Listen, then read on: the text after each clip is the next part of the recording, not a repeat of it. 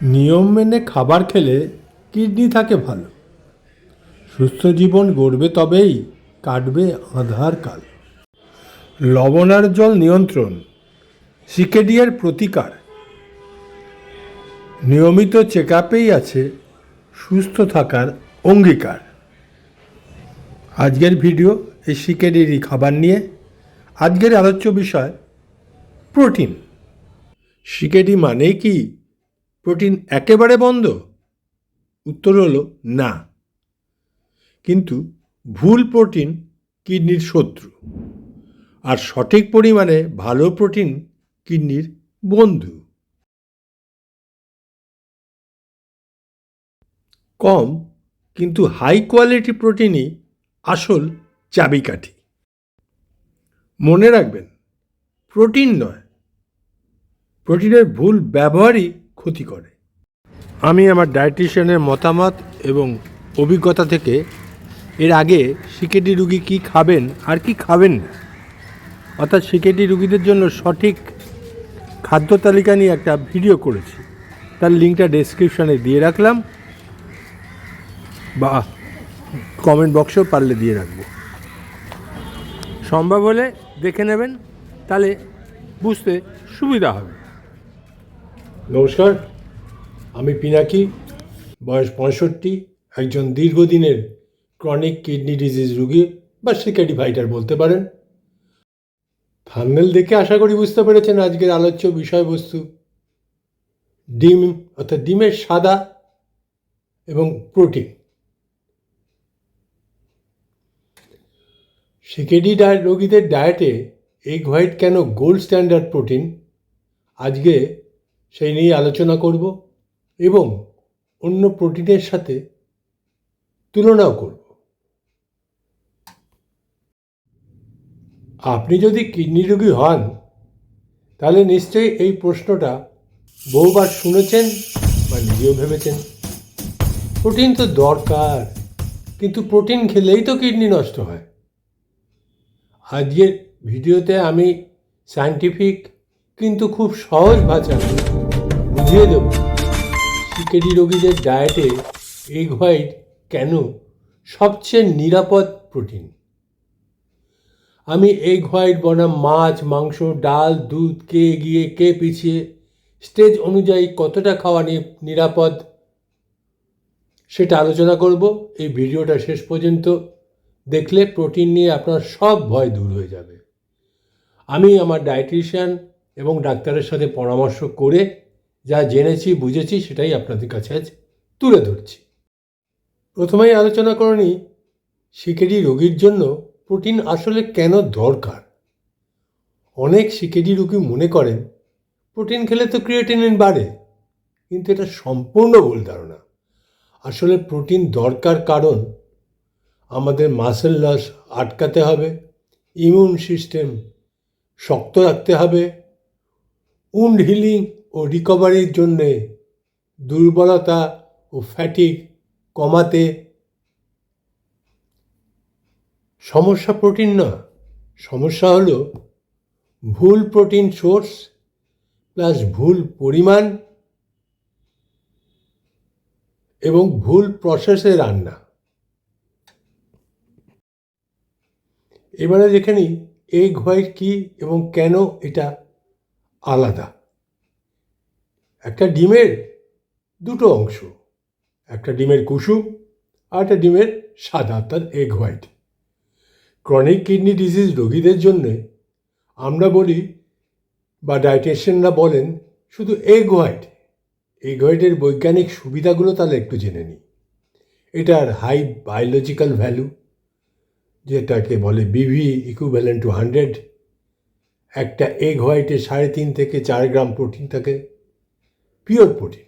Phosphorus খুবই কম, potassium খুবই কম, fat ও cholesterol প্রায় শূন্য, অর্থাৎ কিডনিকে চাপ না দিয়ে শরীরকে প্রোটিন দেয় এই এগ হোয়াইট। এবার আসি প্রোটিনের কোয়ালিটি কীরকম, কেন এগ হোয়াইটকে নম্বর 1 বলা হয়। প্রোটিনের কোয়ালিটি বিচার হয় 3টে জিনিস থেকে: অ্যামিনো অ্যাসিড প্রোফাইল, ডাইজেস্টিবিলিটি আর নাইট্রোজেন ওয়েস্ট কতটা তৈরি করে। এগ হোয়াইটস এই তিনটেতেই সেরা। তাই মেডিকেল সায়েন্সে বলা হয় egg white is equal to reference protein.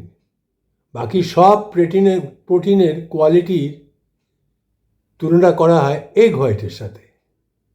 হোয়াইটের সাথে অন্যান্য প্রোটিন সোর্সগুলোর তুলনা করে দেখি। মাছ বা চিকেন প্রোটিন ভালো, কিন্তু ফসফরাস একটু বেশি, ইউরিক অ্যাসিড বাড়াতে পারে, ডাইজেস্ট করতে কিডনিতে একটু চাপ পড়ে, অ্যাডভান্স সিকেডিতে একটু লিমিট দরকার। মাছ চিকেন একটা স্টেজ অবধি খাওয়া গেলেও রেড মিট জেনে নিন high phosphorus, high saturated fat এবং ইনফ্ল্যামেশন বাড়ায়।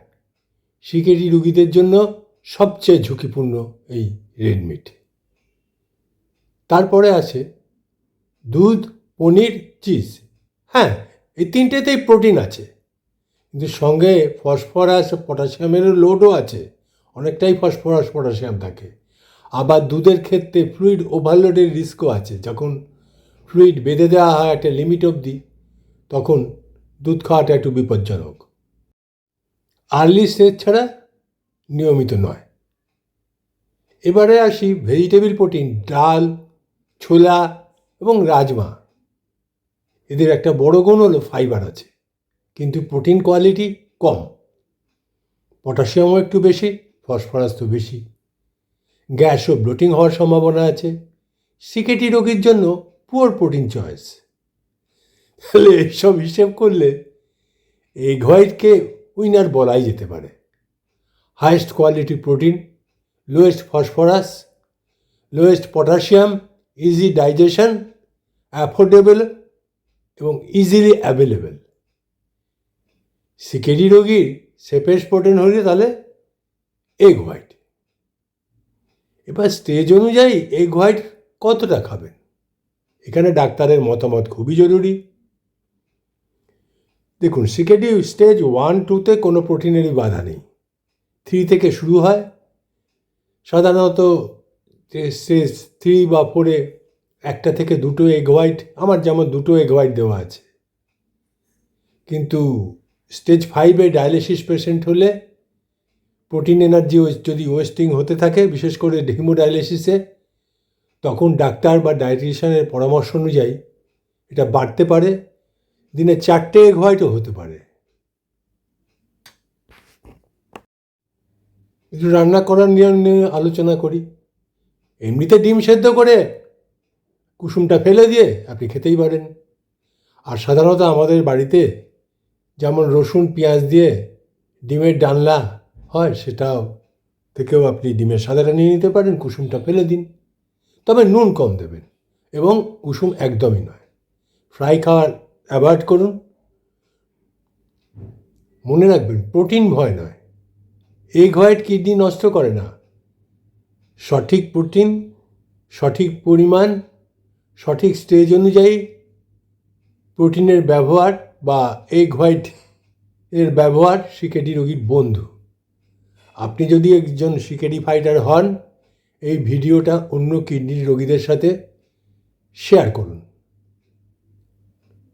কারণ সঠিক তথ্য অনেকেরই জীবন বাঁচাতে পারে। এবার আরেকটা জিনিস বলি, মাছ আর চিকেনের ব্রেস্টও ভালো প্রোটিন। অন্তত স্টেজ 4 অবধি, স্টেজ 3 অবধি তো ভালো মতোই খাওয়া যায়, 50 গ্রাম ডেলি, 50 থেকে 70 গ্রাম। আর স্টেজ 4-এর শেষ দিকে এবং স্টেজ 5-এ গিয়ে রেস্ট্রিকশন বা লিমিটেশনে আসতে হয়।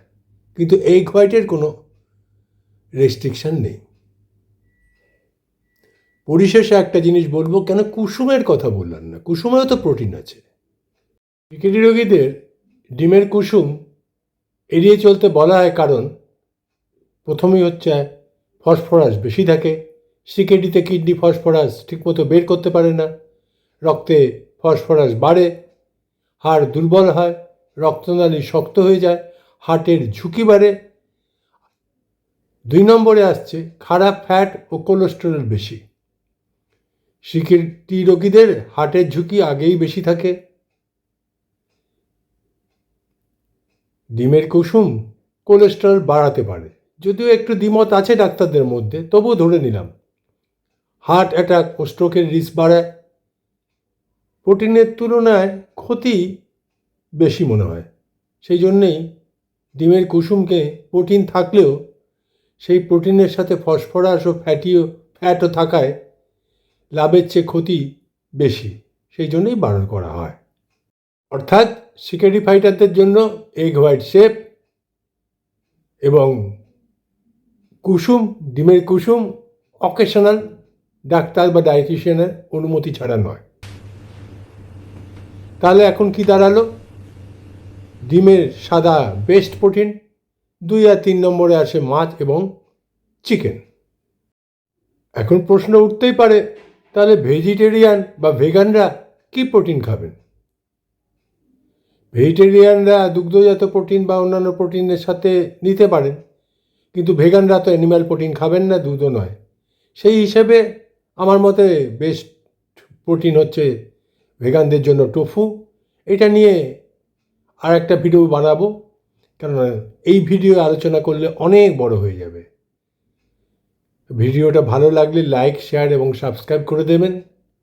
আর সিকেডি রিলেটেড সত্যিকারের সায়েন্সের তথ্য পেতে যা যা জানতে চান আমাকে কমেন্ট করুন, আমি চেষ্টা করব পড়াশুনো করে তার উত্তর দেওয়ার। নমস্কার, ধন্যবাদ।